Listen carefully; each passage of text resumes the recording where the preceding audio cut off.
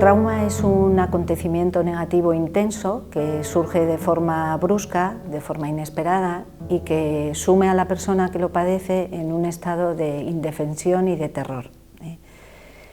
Un hecho traumático supone siempre que la persona pierda la confianza en sí misma y que pierda también la confianza en otros seres humanos. Este es un punto importante porque la persona que sufre el trauma no puede entender cómo otro ser humano, que generalmente no conoce, ha sido capaz de hacerle daño.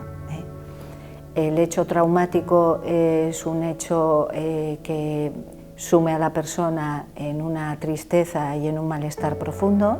Desde el punto de vista psicológico es un estrés psicológico fortísimo y en muchas ocasiones requiere de una intervención terapéutica para poder superar.